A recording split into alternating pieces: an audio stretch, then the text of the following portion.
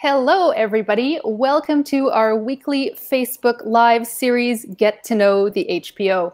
My name is Abigail Richardson-Schulte, and I'm composer in residence for the HPO. Today, I am delighted to be joined by our HPO principal trumpet, Michael Fedyshyn. Welcome, Michael. Hi, Abby. How are you? Hi. Oh, I'm well, thanks. How are you? I think we're surviving. Our family's healthy and keeping busy, and so yeah, we're good. And what are you up to right now? It seems to me like you're actually pretty busy. I have to admit, things are busy. The first month or so, we had a couple relatives in the States who were ill and have recovered. They're fine. So things felt a bit dicey, and I just tried to stay on track with practicing and so on. But since then, we've definitely taken on a bunch of projects in the house. And I have to say, keeping the girls engaged with their schoolwork is always takes a little time and energy. Um, and yeah, so professionally speaking, I've been involved in a number of recording, those videos that get put together. So I've been involved in a number of projects of that nature. And we try to get out of the house and do some cycling and that sort of stuff. Bethany's been very busy with the gardening, so our backyard is looking pretty lush. Mhm. I should Yeah. mention too, for those of you that don't know, Michael's wife is Bethany Bergman, who is the HPO's principal second violin. So HPO is very much in the family.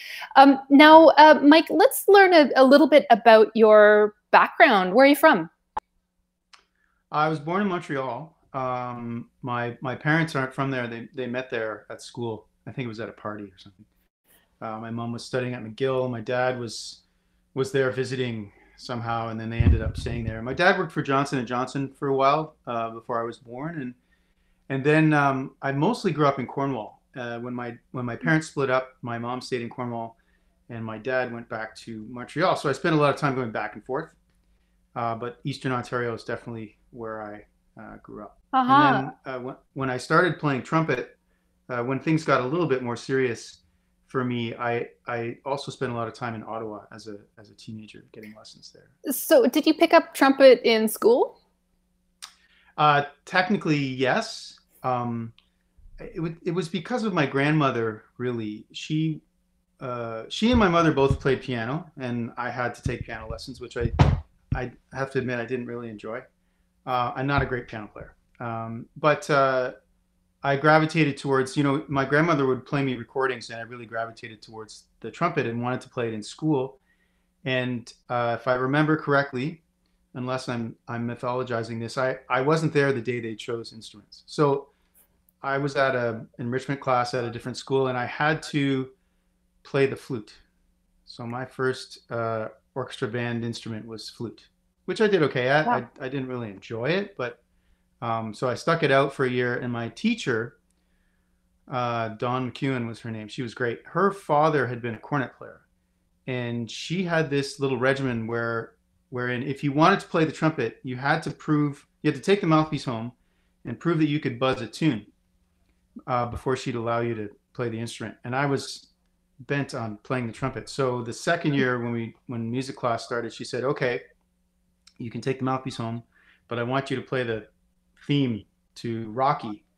The first Rocky movie, because it had Yeah. Maynard Ferguson wrote the music, and so there I was at home trying to figure out how to buzz on the mouthpiece. So that was kind of how I started. But Dawn was a great music teacher, and she knew enough about the cornet and the trumpet because of her father that she kind of set us off in the right direction. And so myself and a very close friend of mine, who I'm still friends with, we both went into music, and we grew up sort of playing trumpet together in middle school and high school. And he now lives in Europe and teaches music at an international school.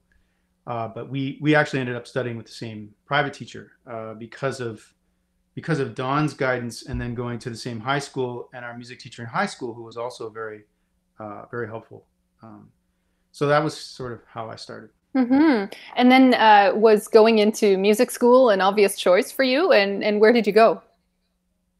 No, uh, I'm a bit of a science buff. So as a kid, I mean, all I thought about was dinosaurs and animals and space exploration and that kind of stuff, which I still do a lot of thinking about. I mean, I just finished reading, um, uh, oh, what's his name? Uh, the anyway, scientist from the States. I just finished reading one of his books. Mostly what I'm thinking about, if I'm not thinking about music, is science stuff. Anyway, I thought I would probably go into biology. That was what I was interested in. Marine biology specifically. I had an idea that I wanted to study dolphin and whale communication. I found it so interesting. And then my high school music teacher said, well, um, you and my friend's name was James. He said, you and James are doing so well. I think we were both playing first trumpet in the band and starting off in grade 9. And he was trying to get us to go for private lessons. And so I went to Ottawa. We would drive up from Cornwall to Ottawa for lessons. And after a few lessons, I remember saying to my teacher, so how long is this going to take till I get like really good so I can just sort of play what I want? And he looked at me without a shade of humor and said, oh, about 10 years probably. And I was like, what? And that sort of made me realize that there was going to be a bit more work involved. And then as I got to know him better, I also remember asking him, so how did you end up doing this? Like, how did you know that you were good enough? And how did you sort of figure out that you were going to be a trumpet player for your career? And he said, well, I just couldn't imagine myself really doing anything else. And that kind of rolled around in my head for a few months until I guess maybe convinced myself that I had come to the same conclusion. So when I told my parents that I was planning to do this, in university, like study music rather than study science, they were pretty surprised. I think it caught them a little off guard, but they were very supportive. And so it was a kind of a gradual thing for me. I didn't start as a young player the way some string players do, and I started out more in a band, like wind band kind of background, which a lot of us wind and brass players do, but certainly not orchestra. I didn't play in an orchestra till I think I was 17 or 18 before I played in an orchestra. So it was, not the most typical pathway to a career in orchestral music, but here I am. Yeah, I'm kind of similar too. I started kind of late, and I started as a flute player, and I actually did a year of science at university until I thought, I can't live without music. I have to go into it. Yeah, I remember you telling me this now. Yeah. Yeah. So where did you end up going to school? So I went to Ottawa U because the teacher that I'd been studying with was a professor there. He was the head of the brass department. His name was Robert Odes. He had been second trumpet with the NAC Orchestra for a number of years, and then was personnel manager with the NAC Orchestra. And before that, had done a lot of playing at Stratford. He played with Maureen Forrester and Glenn Gould, and did a lot of CBC projects and taught at. Oh yeah, there's a picture of him. He taught at Domaine Forget, which is a music camp in Quebec, sort of close to Quebec City. A man named Francois Bernier, who basically spearheaded the founding of the music program at Ottawa U, was a good friend of his. And Francois Bernier also helped start the summer music program at Domaine Forget, and so he invited Bob to teach there in the summers. And when I was studying with Bob, he said, "Oh well, you should audition at these schools, and if you get into them, then we'll decide what you should do." And I got in all the schools I auditioned at, and I decided I just wanted to stay with Bob. And then after that first year of university, I went to Domaine Forget and met Mr. Chikowitz, who was also in that photo you just showed. Mr. Chikowitz had been second trumpet of the Chicago Symphony and taught at Northwestern University for many years. And he came up to Domaine Forget every summer to give master classes and coachings and so on, and lessons. And he also taught for many, many years at National Youth Orchestra.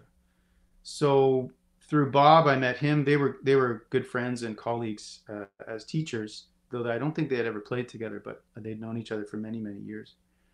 And through Bob, I had met him and decided after speaking with Mr. Shikowitz and also speaking with Bob, I did audition at Northwestern to finish my undergrad there, and then made the waiting list. And Chikowitz said, "Well, just stay with Bob and then come and do your master's." And one thing led to another. So I those were my two main teachers until I got to the Gould School, and then spent time with Andrew McCandless there. So. Okay. And then how did the HPO factor into this? When did you get a position with the HPO? Well, I was still a student at the Gould School. I had done a year in Thunder Bay, playing principal in Thunder Bay. Instead of ending up doing a master's at Northwestern, I won a job in Thunder Bay. So it was a one-year position. I went to Thunder Bay and played. Mr. Chikowitz at the time sort of said, "Well, you would be coming to school to work your way into the business by, preparing for auditions, and so you should go and do the job, and then we'll see what happens after that." And he ended up leaving Northwestern that year or the year later, I think. And so I got into the Brought program, the summer program in Hamilton, and came down to play that summer session after being in Thunder Bay with a few of my colleagues from a colleague from Thunder Bay, and then a few friends that I had played with in different places. We all ended up in the Brought Festival at the same time. So Chris Lee, who's now the tuba player in the NAC Orchestra, and Steve Van Gulik, who's now the second trumpet of the NAC. We were Steve Dyer, who's principal trombone in Winnipeg. We were all at Brought that summer together. And Steve Van Gulik and I went to hear the Toronto Symphony. Andrew had just started his tenure there as principal trumpet. And I went to him almost immediately and said, can I get a lesson? And ended up studying with him. And while I was studying with him, we were just basically preparing for auditions. So the Hamilton job came up fairly soon after I was in school. I think I was just there a year and a half or so. And so it was either I think it was right after I finished my first year of my artist diploma. And so I won the job as second trumpet in the Hamilton Phil, and then I had an audition in Montreal where I was a finalist there with Steve Van Gulik, and sort of just went from there. Like, I finished my artist diploma and then kept taking auditions and playing a lot with a number of orchestras, including the TS, and then became principal trumpet of the orchestra, and I think it was 2007, if I'm not mistaken. Mary and I sort of did a swap because she had been playing principal before that, and she decided that she wasn't interested in doing that. And when I was asked about the position, I said, that's great, but can we find a way to keep Mary in the orchestra, because I want her there if possible. So luckily, that we were able to make that happen. But so right. I've been a member of the orchestra since I think it was 2001 or 2002. And then principal since 2007. Yeah. Okay. And now you and your wife, Bethany, are like the HPO couple. Did you meet at the HPO? No, we actually met at Brought. So it's because of Boris Brought that we're together. She had just won. So you met in Hamilton then? Yeah, we met in Hamilton. Okay. She had just, I believe she had just won she's also a member of the Canadian Opera Company Orchestra, and she had just won that audition, and came to Brought for the first session and then headed off to Colorado for the rest of the summer. And we met at that first session, the Brought Summer Music Festival session. And so we didn't run into one another again until I think it was like late summer or into the fall. And then we sort of, got closer after that. And then I went off to we ended up getting an apartment together. I think it was a year later, and I went off to Germany, and then we got a different apartment, and then we were married in 2003. So it was a couple of years before we got married. Okay. Just to follow up here, Mary J., who is our second trumpet with the HPO and did a fabulous live stream session a few weeks ago, wrote, "Oh, thanks." That's lovely. She's watching. A few other comments for you here.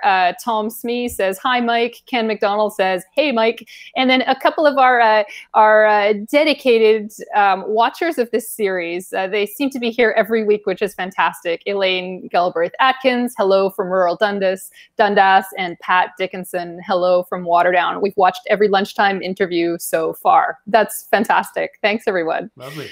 Just to follow up from Mary J. too says, Larry and I met through Boris Prott also. He had his summer pops at Ontario Place. There you go. It's a matchmaking service. All right.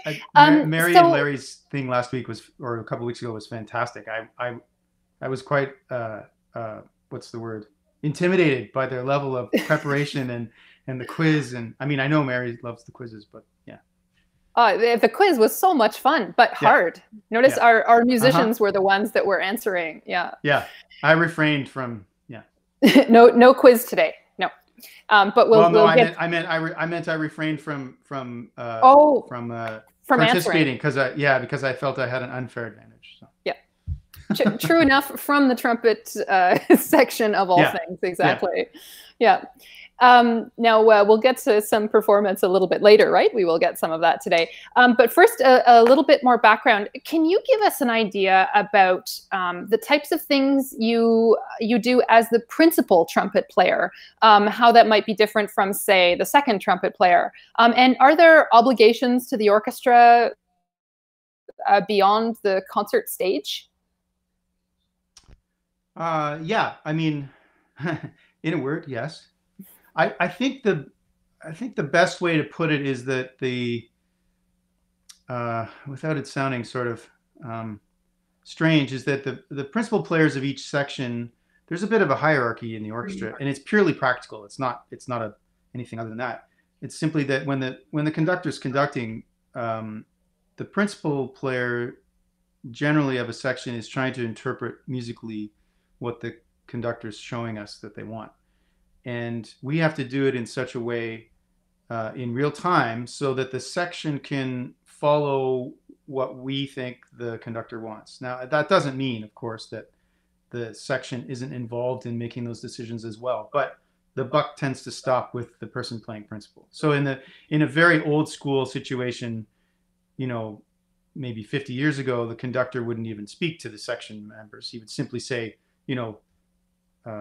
to the principal trumpet, for instance, that section's not together or whatever. And it'd be up to the principal to sort of respond for the section and so on. Nowadays, it's not quite so cut and dried. Those hierarchies are interesting. As a composer, when my piece is being rehearsed, if there's something I want to say to the flute player, I actually have to go through the conductor, technically, right? It's bad form to come up there and say, hey, I have something to say to you. So yes, it's almost like through you, Mr. Speaker, going through the conductor. Interesting. And I think it can be easily misinterpreted, especially this day and age, as overly stuffy or restrictive. But it's purely a method to keep things moving along, because we're so tight for rehearsal time that if everyone starts talking, nothing gets done, and it's very hard for people to hear what's being asked. And so I think of it purely in practical terms as a way of keeping things organized. Yeah, that makes perfect sense. So so there are other things obviously as well that you're called on to, that you're expected to do as a principal, that are off the stage. So on stage, you're expected to a couple other little things that are kind of funny are, especially in the trumpet section. So it's different if you're a violinist because you're playing all the time, but in the trumpet or in the brass section, there are a couple little interesting traditions. Like often the second trumpet player will count bars rest. Oh, rather than I didn't know that. So, and that's common in all the brass sections. I think it's very common. Second trumpet tends to count measures rest just in case. Now, normally, most players, we always know where we are, but there's times where you may be thinking about something else as a principal, like you're listening to what the flute just did and thinking, oh, I have to do that when that comes up or whatever, and you may get distracted. But the second trumpet player, I've heard it I've heard it described this way by someone I know who does a lot of second trumpet playing, is they have much less awareness of what's going on out there and much more awareness of what's going on here. So they're very tuned into what's right beside them on both sides. So then for whoever's got the lead line, because usually second trumpets say they're the workhorse of the section and they never get the glory, kind of, which is another whole part of the dynamic in an orchestra section, is that often people who play section parts, the only real people who understand what a great job they're doing are the principal players, because they know how supported they are. Whereas in the audience, you may never realize what an important part that person is playing in the grand scheme of things. And often section players have to play a lot more. And sometimes, especially on our instrument, I find when I'm playing in the section, it's more tiring. Like playing lower, playing louder to balance with the upper voice that can float a bit more, and constantly adjusting. So another thing that you do in the section is wherever the principal puts the rhythm and the pitch, you go with them. You know, you're there to support what they're doing, and that's a hard job. It means it means that, you know, you're constantly adjusting where you're putting your pitch, and so that can be more tiring in some cases. Yeah, actually, our second bassoon player, Melanie Ayers, just writes in, "Same goes for second bassoon." Yeah. And just another comment here previously made was by David Pell, who is our principal trombone player. And he writes, "The first trumpet makes the articulation decisions, so the rest of us don't have to." Yeah. Well, yeah, that's somewhat true. I mean, I think one way I've heard it described, which I don't really agree with, but for people to get a sense of it, is that the first trumpet, at least, is a little bit like the concertmaster of the brass section. I don't really agree with that, but the analogy makes some sense. So we try to lead not just the trumpet section, but lead the whole section in terms of when to breathe and how long to play notes and what length different notes should be, like Dave is alluding to. Right. Yeah. We also get a bit of the danger pay because of the exposed nature. I mean, a trumpet is an exploding cigar. At some point, it's gonna cause a laughable and teachable moment. So it's really obvious, right? You can't hide it. You don't. Everyone hears you won't it. miss it. Yeah. And we're all human. At least I'm human. So maybe some of my colleagues aren't, but at least I'm human. So it means that once in a while there's going to be something will go astray. Off stage is interesting, depending on the orchestra, but certainly in our orchestra and most orchestras that I'm familiar with and that I work with, there are a lot of things that happen off stage as a principal player in any section. But in the trumpet section, it's my responsibility to, technically speaking, assign parts, although it doesn't quite work like that. We always assume that, for instance, Mary will play second, but if some piece comes up where there's a third or a fourth part that's maybe more prominent, and she wants to play it, then I would say, well, yeah, of course, go ahead and play it. But often, when we're playing sort of Tchaikovsky, or I think usually it's things with four parts, Franck D minor, things like that, they'll have two trumpets and then two cornets. So in our situation, because we only have two players in the corps, that would mean we would want me to play one of the first parts and her to play one of the first parts. And then the extra musicians would play the second parts of each. Right. So then it's my job to discuss with her and sometimes with Gemma who should be playing what part, if there's any question. And then, again, the buck stops kind of with me if I make a decision that's not ideal for the ensemble as a whole, then the music director or the guest conductor may come to me and say, why would you do that, or that kind of thing. There are other things as well. So the principals make the call list of who the extra musicians are. So like I said, we have only two trumpets in the corps, so it's my job to decide who should come in and in what order they should be asked. So obviously we have Larry Larson in a lot when we can.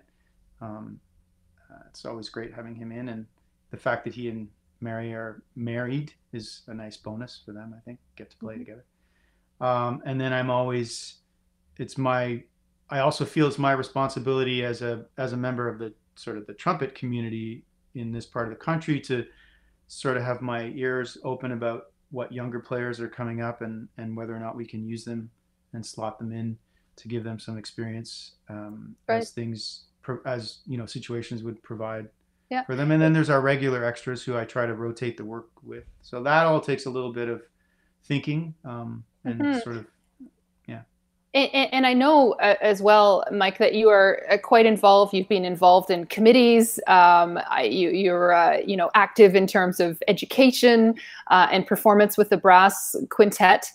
So first of all, I know recently you and Bethany participated in a development, like a fundraising campaign. It's interesting that musicians can be involved in these. So what did you do? Well, I think, I mean, the genesis of it came from the office, but if I'm not mistaken, that it was just Kim that approached us and said, "Would you be interested in speaking, maybe playing a bit?" So I came up with the idea of, I said, well, yeah, we could play a bit. I can do the filming of it and then send you the rough stuff, or I can edit it. And so we came up with a script with the office, and we played a couple Bach inventions, I believe. So originally for keyboard, but we played them on trumpet and violin. And then we took video of us playing and also video of us speaking. And then I edited it together and put some music underneath our speaking part, and we followed the script, and I did a couple different camera angles. And, okay. Yeah. Oh, we've posted a link to that so people can see your video. That's fun. Oh, great. Yeah. Now, the HPO Brass Quintet gets out into the community a lot. And I think one of the great strengths of the HPO is our community work. We're everywhere. We have so many events, concerts, presentations all over the place. What are some of your favorite places to play with the Brass Quintet? Well, I always get a kick out of, I mean, first and foremost, I always get a kick out of playing school shows. Yeah.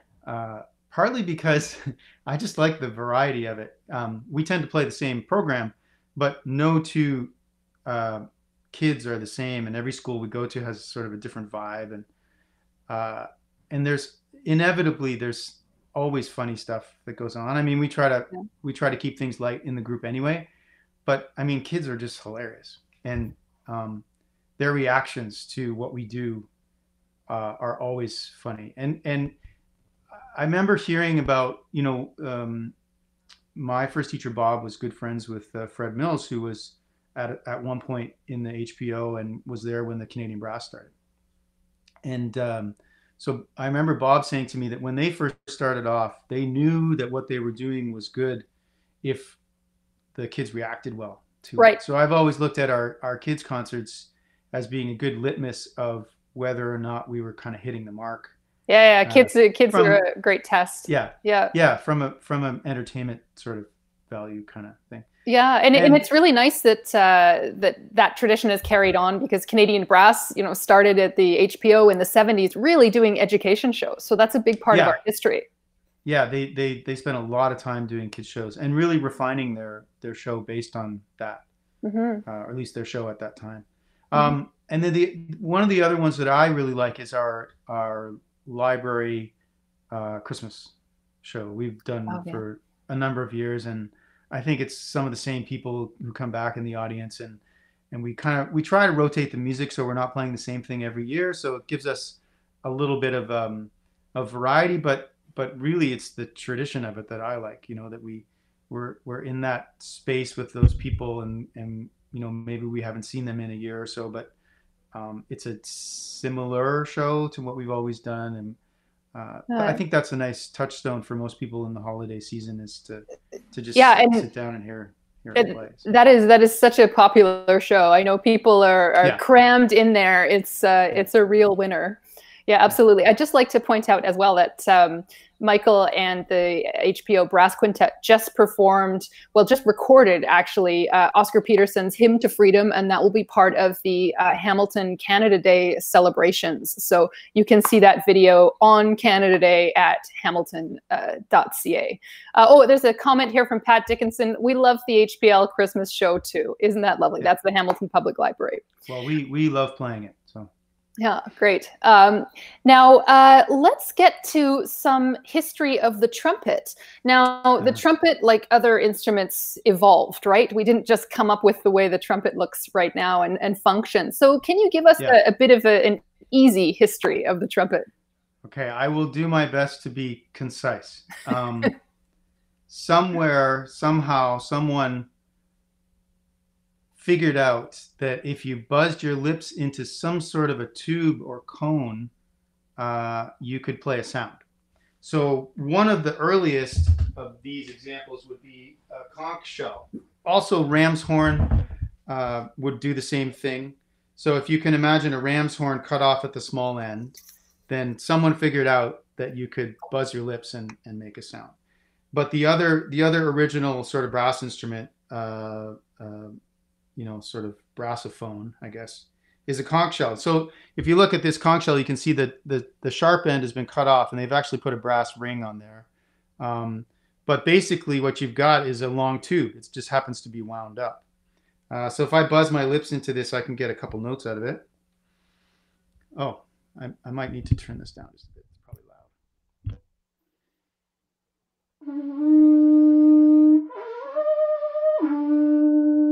So I can get 2 or maybe 3 notes out of it.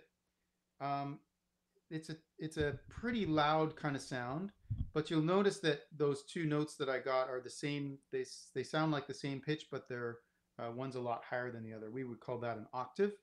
And without getting into all the physics of it, there is a pattern that happens in every brass instrument. It's the same pattern. So when I play one of these other horns for you, you'll hear that pattern more clearly. But that would be kind of the first example of one of the first brass type instruments to exist. So next, in the Renaissance period and into the Baroque period, well, actually going back a bit further than that, probably with the Egyptians, you would have metalwork, brass and bronze instruments. So a rolled tube with a bell that was slightly bigger, and all one piece, kind of looked like all one piece. So no valves or anything crazy like that. And this is a more modern version of what that would be. This is a bugle, like a field bugle, which would be played. I believe this one is probably a Boy Scout bugle. I don't know. I bought it for next to nothing online, but I think it's probably one of the original Boy Scout bugles from maybe 50 or 60 years ago. The mouthpiece doesn't really work for me, so I'm going to put in my own. But when I play this, you'll hear basically what would be the same idea as, you know, the Egyptian buccina and Renaissance and Baroque trumpets with no valves. So you can play a simple pattern on it, but no, not all the notes like a piano.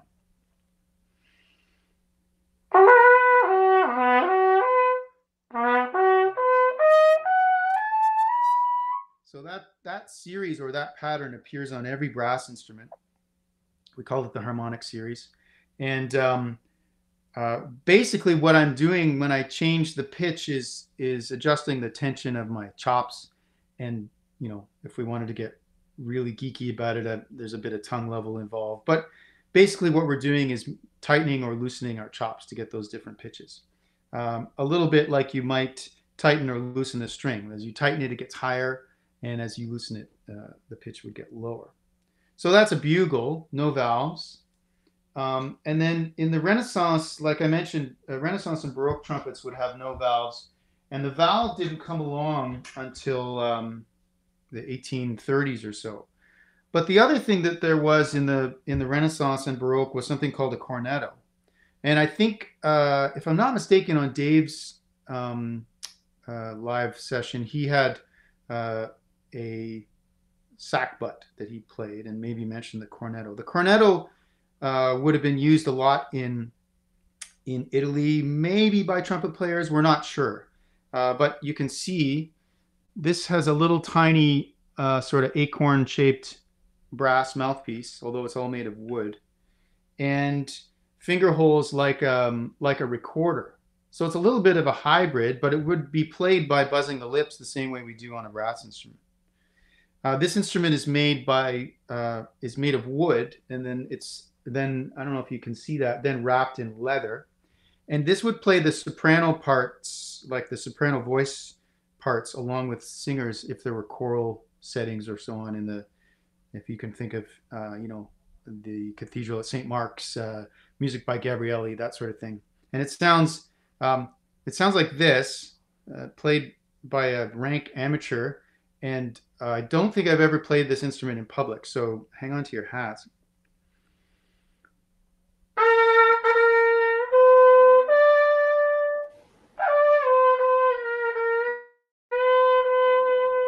Something like that. It's a rather strange, kind of ethereal sort of sound. But again, played by buzzing our lips. And if I leave the holes closed, I get that same harmonic series. You'll hear it.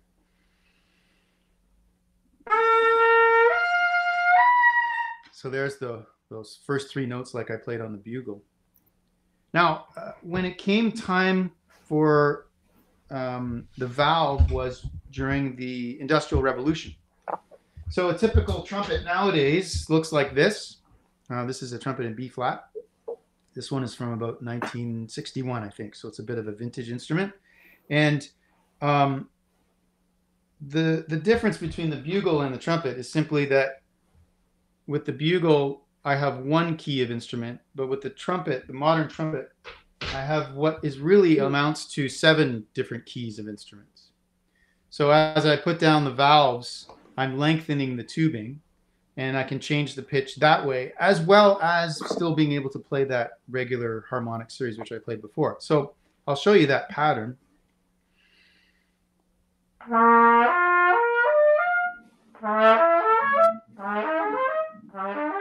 So as I go through the different valve combinations, I'm able to access all of those same pitches, or same pitch patterns. So we kind of, on the modern trumpet, as we're playing, we kind of pick and choose which notes we're using from different, it's like we have 7 trumpets in one, and we're picking and choosing which ones we're using. So that's the modern trumpet. Now maybe I'll do a bit of playing for you. This is called a piccolo trumpet. So because of its tessitura, it's meant for playing high and rather light parts. Because of its tessitura, it's very similar to the cornetto in kind of sound and lightness. So we tend to play Baroque and Renaissance music a lot on the piccolo trumpet. And the history of the trumpet coming into the orchestra and being more of an art music instrument is related to the Renaissance and the Italian Baroque. The masters of composition at that time back then started to really see the potential of the trumpet indoors, because before that it had been an outdoor signal instrument. So you find composers like, well, a famous trumpet player, one of the first trumpet etude books written was by a guy named Fantini. But then composers like Tartini, Frescobaldi, Vivaldi, Torelli, all the Italians wrote for the trumpet. And so there was a real flowering of trumpet technique and a raising of the bar that happened in the late Renaissance and Baroque period in Italy. And that know-how then traveled sort of to the rest of Europe. So you had famous later composers like Purcell and Telemann and of course Bach and Handel writing for the instrument as well. And all that music we tend to play on this type of an instrument, which is pitched about an octave higher than the regular B-flat trumpet, which I showed you before. And I was just going to play a little bit of Torelli for you so you get a sense of the sound of the piccolo trumpet. I have to bump down my mic here.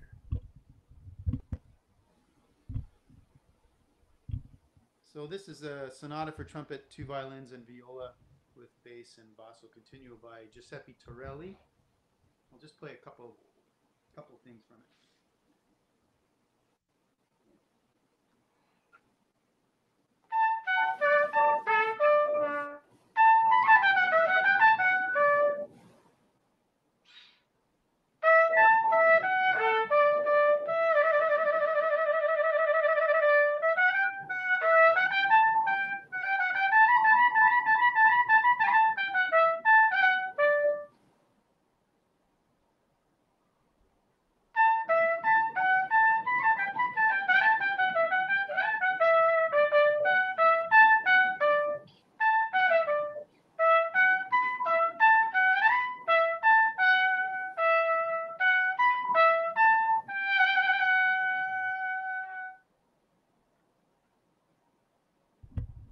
So that's a little bit of the piccolo trumpet. Now, I mentioned that Fantini was the first person to sort of write etudes and an instructional manual for the trumpet. And there were a number of others. Oh, maybe before I get to that, I'll play you a little bit of the Hummel concerto. So going down in pitch, this is an E flat trumpet. You can see how the tubing does not extend all the way out here like a B flat trumpet. So that means it's shorter and it's pitched higher than the B flat trumpet. It has a bit of a lighter sound. There was an interesting story about this concerto, is that the keyed trumpet, which was invented by a man named Anton Weidinger in the time of Haydn, right near the end of Haydn's life, this court trumpet player went to Haydn and said, "I've invented this new instrument. Would you write me a concerto?" And Haydn obliged, wrote him a beautiful concerto. It's one of the main pieces in our repertoire. Gets played a lot. But then Weidinger went to Hummel and said the same thing. So Hummel, Haydn wrote his concerto in E flat, and Hummel, always wanting to sort of one-up other musicians and composers, wrote his then in E natural. And the Hummel concerto is perhaps not quite as artistically of the standard of the Haydn concerto, some would say, although I quite like it. But it's definitely a beautiful piece and features the instrument really nicely. The thing about the Hummel that I like is its sense of lightness. And often nowadays we play it on the E flat trumpet. So we play both concertos on the E flat trumpet. And this is an E flat instrument, like I said. But if I were to play it in the orchestra, I would probably play it in its original key in E. And so Weidinger did a lot for the repertoire for us, because these two pieces would never have been written without him having invented the keyed trumpet. So a keyed trumpet would look not at all like this. It would have a wrapped shape and would be a little bit longer looking. And instead of having valves, it would have keys that came off the metal, much like a saxophone. So it would look like saxophone pads that came up and down with levers over here to make them work. So this would have been before the Industrial Revolution. Before the valve was ever invented, this piece was written. And it's, you know, the Haydn and the Hummel both are examples of real classical literature, which in the classical period, the trumpet, the high tessitura of the Baroque style and that florid sort of approach to writing really fell out of favor. So there wasn't a lot of trumpet solo music written. So the Haydn and the Hummel are two pieces from them, really, kind of two main pieces. So let me just play you a little bit of the Hummel, the opening of the Hummel concerto.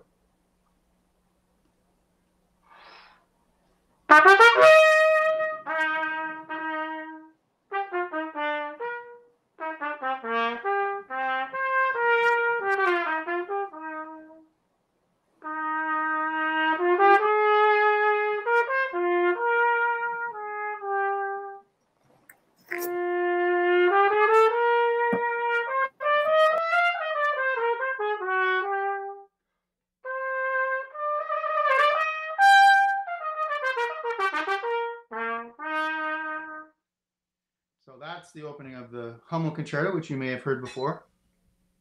Now, as I mentioned, Fantini was the first, I think, to really write a trumpet book to give people an idea of what they should practice and how to practice it, and what were the common ways of doing certain things on the instrument. And we have many etude books to draw on at this point. But one of the things that I've had, since I've had more time, that I've had time to do in the last couple of months, is go back to a couple of the etude books that I've been playing out of for years, but don't always get enough time to work on. So I'm going to play you a little bit of an etude from a book by a French trumpet and cornet player named Jean-Baptiste Arbin. Arbin was a conservatory professor, became a conservatory professor based on this book. Actually, let me show it to you so you get a sense of it. This is his etude book. We call it the Bible. All of us play out of it at some point. And this is a cornet. Not quite the style of cornet that Arbin was working with. The mouthpiece would have been a slightly different configuration and so on, but basically the same idea. The cornet was with the arrival of the invention of the valve, the cornet was the instrument that became sort of associated with, I guess you would call that Industrial Revolution valved instrument movement. I mean, they made valved trumpets, but for a long time after the 1830s, when the valve came around, trumpets were still being played in their original long version. And then composers like Berlioz or Franck or Tchaikovsky would add cornets to the score. And the cornets would play the chromatic type parts, and the long trumpets would play the more fanfare type parts. So there used to be this division amongst players and even schools of playing. So some people back then would only play trumpet, and some people would play both, and some people would focus primarily on the cornet. So a famous trumpet teacher in the conservatory system, Dauvergne, taught Arbin. And then when the cornet became much more commonly used, Arbin then wrote this conservatory method to prove that he should be allowed to begin a cornet class at the Paris Conservatory. So this is the first major book for the cornet, and like I said, we all practiced at it. He sets out a whole bunch of exercises, and then at the end of the book are characteristic studies and some solos with variations. So I'm going to just play a little bit of the first characteristic study on the cornet.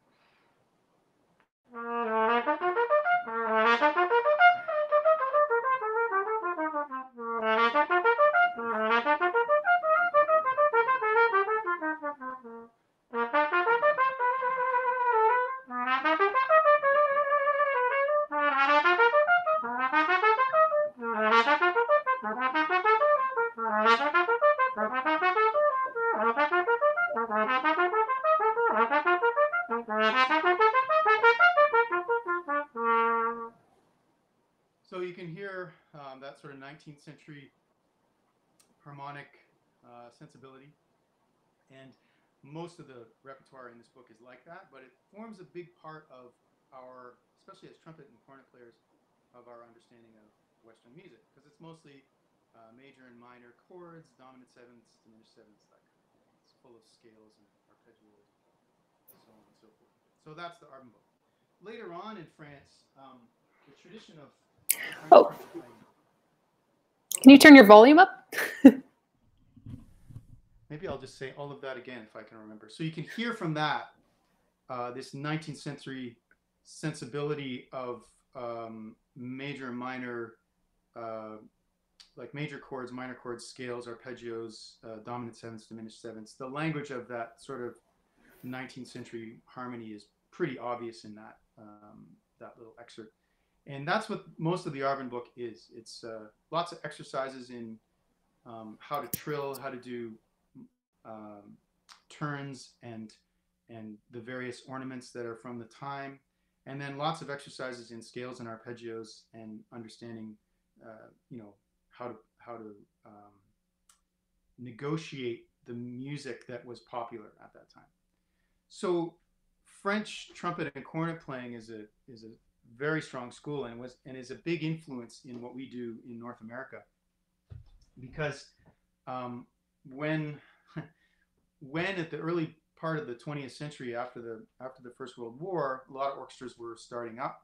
A few orchestras had been around already, but a lot of orchestras were starting up. And the orchestras that had been very influenced by the German tradition, some of them changed quite drastically. So Boston is a good example. Boston Symphony is a good example. And the French system came to influence the North American system quite a bit. And we have that in Canada too with Quebec. So a lot of trumpet players and wind players in Quebec have a very close relationship with what's going on in France and have had for a long time. Because of that, we tend to play the C trumpet in the orchestra rather than the B flat. And the solo and etude repertoire in France has become quite centered around the C trumpet. That's a very French kind of instrument. This is a C trumpet. You'll notice it's a bit shorter than the B flat, so a B flat would probably extend to about here. If I hold it up, you'll see that. So that extra length means the instrument is lower, and the tradition in France was generally to play C trumpet in the orchestra, and then when those players of their day, sort of early 20th century, came over to North America, they brought that tradition with them. So a lot of the time in the orchestra now we use primarily the C trumpet, and because of that, we tend to play a lot of the French, like I say, the solo and the etude repertoire also on C trumpet. So I'm just going to play you a little bit of a etude by a French-Belgian trumpet player and teacher named Theo Charlier. Charlier wrote for us a book of 36 transcendental etudes, he called them. And we all end up working out of this book at some point. And what you'll hear probably is a little bit of a different sensibility from the Arbin, not quite so 19th century, chords and scales, a little bit more chromaticism. So here's a little bit of the third study by Theo Charlier.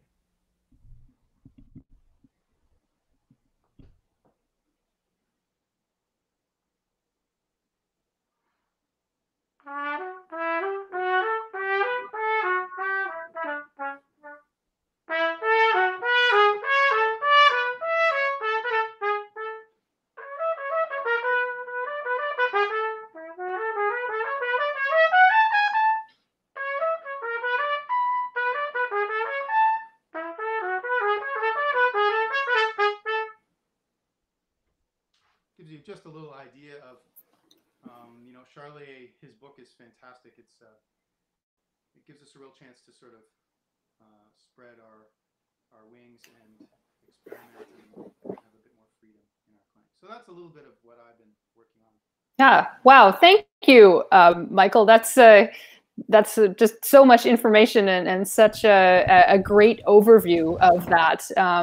We've had some comments here. I'll just say Daryl Dockstader, who I'm sure you have seen at many of our community events, writes, "Every cloud has a silver lining. The COVID cloud has enabled the novices like me to learn so much about music. It is greatly appreciated." And I love the horse whinny at the end of Sleigh Ride. Yeah, we had some Sleigh Ride comments there too. That's great. So we don't have that much time with you left, and we want to play a video, and we want to show some of your photos. I understand you are into photography, but just one question before that. Sure. Now, I know you're a teacher. We can see that you're a teacher from that explanation, and you teach at Mohawk College and privately and all of that. And I was recently very surprised to learn that you are going to be starting a master's degree at U of T, and yet you're such a pro and working so much. Why go back to school? Yeah. So technically, what I'm interested in is my doctorate, but I never did a master's because instead of going to Northwestern, I went to Thunder Bay and then did my artist diploma with Andrew, but never kept my schooling going. And there are a couple ideas, academic ideas, that I'd like to explore, and the only venue to do that is within a degree program, I think. The idea of I have a few different, quite widely different ideas for what my doctoral dissertation is going to be about. I've always been interested in the history of schools of trumpet playing. So one of the possibilities is a real detailed overview of the various schools of playing within the different orchestras across the country, which would also give me an excuse to go see some friends and do interviews. And there are a couple other things I'm interested in as well. So I've been, Jeff Reynolds. So we've had discussions already about how some of those possibilities would look like and where it's going to go. So it's a little up in the air, but I see it as a way for me to continue to expand my sort of knowledge and experience on the more academic side of this thing that we do, which is, which has many dimensions, I guess. Mm-hmm. So it's just one of the dimensions of what I find interesting about what we do. Well, speaking of the future, we have a question for you from Vivian Revelli. Do you think the trumpet will evolve in the future? For example, in 100 years' time, will the trumpet still look the same as today? Well, I don't know, Vivian. You can look up some pictures of more what would you call it, more modern trumpets online. You can look up a company called Monet, spelled Monette, and also a company I believe called Lotus, Lotus. Both of those companies are making trumpets that look very different from the ones I just showed you. Mine are pretty, sort of classic. That design hasn't changed much in the last 100 years. Uh, Companies like Yamaha and Bach, I play Bach trumpets, but the Yamaha and Bach trumpets are very similar. They're always tweaking things, but the tweaks they're making are quite minor. We're talking like thousandths of an inch differences in bore and so on. So some of those companies like Monet and Lotus that I just mentioned, they're making instruments that are radically different. We don't tend to use them in the orchestra, but you'll see jazz players or sometimes small group players or more commercial players playing those instruments.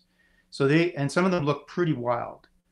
Um, I can't imagine that the trumpet won't change in over the next 100 years. I think people are always looking for ways to make it easier to play, to make things more efficient. They're looking for different kinds of sounds. Sound concepts tend to change over time. I mean, certainly even in orchestral playing, the change from when I was a student to now has been a lot. I remember lots of people playing. I said that we didn't use monettes in the orchestra, so there were certain ones that were being used in orchestras, but they weren't the really, really heavy, strange-looking ones. But a lot of that move to heavy, dark-sounding instruments in the sort of late 80s and 90s has gone by the wayside. People are playing much sort of lighter-sounding instruments in the orchestra right now, and that's been the trend for the last while, I would say. And who knows where that'll go in the next 25 to 75 to 100 years. I imagine it'll go somewhere. Who can predict? But I'm sure the trumpet in 100 years won't look like the ones I'm playing. There'll be some sort of advance. Great. Elaine Galbraith Atkins writes, another extremely informative and fascinating talk. I guessed that he was a teacher, and then follows up here with great answer for this too. Now, Mike, I would like a chance to look at some photos you've taken. I understand that photography is one of your hobbies. So let's look at a few pictures. Okay. Okay, this is taken at about, I guess, probably 6 in the morning or so at a place called Brainerd Lake, which is just not far from Boulder, Colorado. My wife and my daughters and my dog, we went up for a hike at Brainerd Lake, and we were walking in this trail right beside a river. And that was, I think I was about, or we were about 25 meters away, not more than that, maybe 20 meters. And so I took a series of photos of this one moose until it looked directly at us and started walking towards us, at which point I told my family, okay, it's time to get going. So we quickly left the area. But that morning, I think we saw, I want to say 8 or 9 moose. It was an unbelievable day.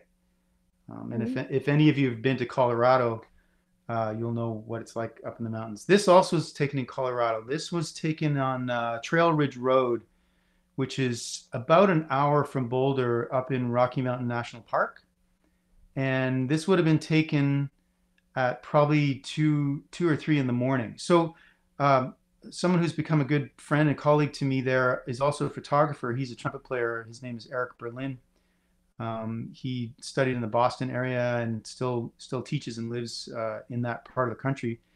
And so we tend to grab a snack at the local drive-through and head up into the mountains in the middle of the night and set up our tripods and our cameras and so on. So the glow, I think the glow on the left you're seeing is Denver, quite far off in the distance.